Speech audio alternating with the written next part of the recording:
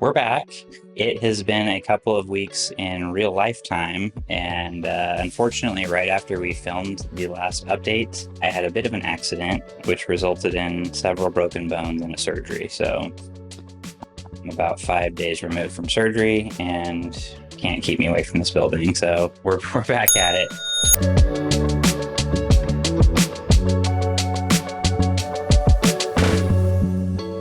We had a lot to show, and we were going to bring you guys up here to film the second floor, but this was not done. And so I'm kind of glad that you're getting a bit of a pause and you're getting to see what is close to a finished result. And this is one of our bathrooms for one of our guest rooms on the second floor. This is a single king room.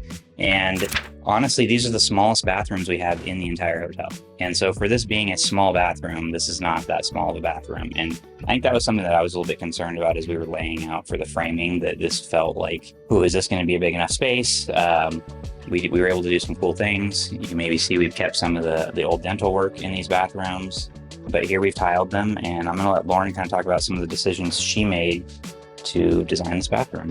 Okay, so I'm going to start off with the floor of the bathroom. It's a porcelain tile and it has kind of a cement look to it. So it's a dark gray, I would say a charcoal, and it just has like some variation in the pattern, and it kind of reminds you of concrete, which I think is really beautiful. It's a mix of like concrete and stone though. There is like veining in it. And when we got the grout in, the veining really popped. I honestly didn't even notice it until the grout went in. And so it's a very cool tile. Yeah, love this tile. I've used similar tiles to this in other bathrooms, and I've always been really satisfied and happy with the end result. Carrying on into the shower, we've just got a standard classic subway tile that I felt really went with the period of the building. And then in the shower, it's an oversized basket weave mosaic. It has like a white stone, slightly different from your standard basket weave, that I think gives it some more interest. Additionally, this room is a dark color. Part of the reason we went with that was because we knew we were going to bring some extra light in because of the white tile. We've got a mirror in here. We've got some polished nickel finishes. So we have things that are reflective surfaces that it allows for this bold of a color to be a good design choice versus something that makes this feel like the room is too small. I don't feel like this room is too small.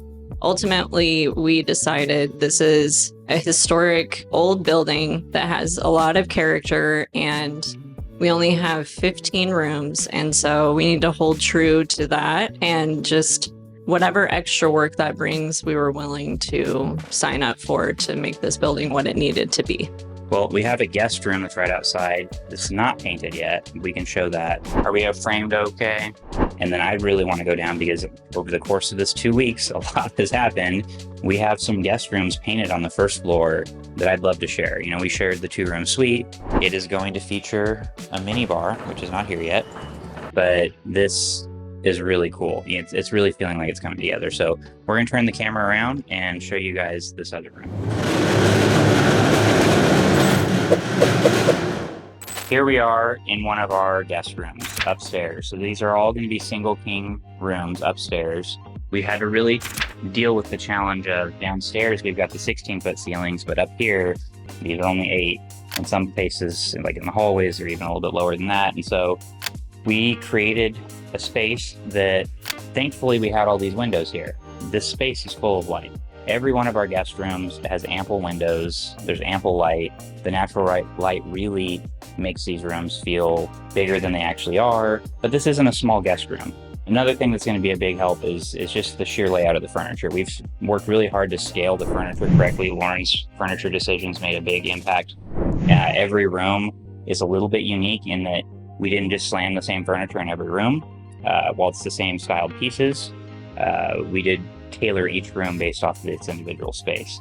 And so maybe you can share a little bit about what we can expect. These upstairs rooms are just going to have single king beds in them, 2 armoires, a console, underneath a TV with some ottoman stools. There will be some velvet touches, a chair, some lamps, and just, some standard hotel stuff, but everything's going to be really substantial size-wise and a lot more luxurious than just like your average stay in a hotel. Yeah, I don't think this room will feel maximalist in any way, but nothing will feel hotel scale. Like if you've ever seen, imagine like the little small shampoos, or everything just feels a little bit smaller than it probably needs to be. This is going to feel like a beautiful home and a beautiful residence. Hopefully the guests can feel as comfortable as they would be in their home, or maybe even more comfortable than they would be in their home, so that when they leave, they're looking forward to that next stay. Can't wait to come back. They don't want to leave. This feels more like a retreat. Where is the place that you want to get away to? And we hope that this is that place for all of our guests. Yeah, definitely. Okay, I think we need to go downstairs and check out the painted rooms because you've picked a color. It's fully saturated on the walls right now.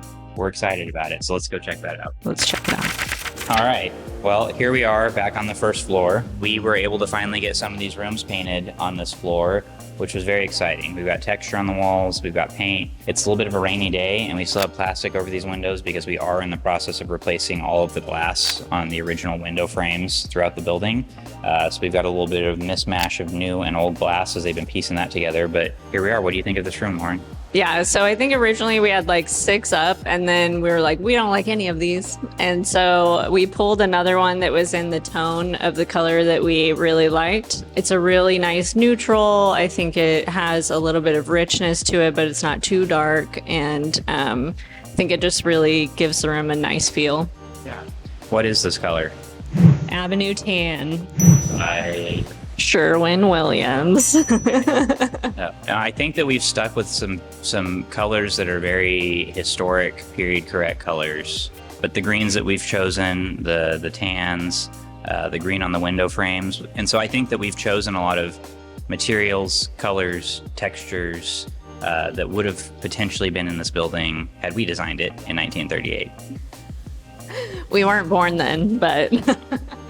I think that the outside architecture really lent itself to this beauty. While the overall architecture was here, I feel like we've done our service of adding to it, making it feel period correct, but elevating it to that level that it could have been in that time period.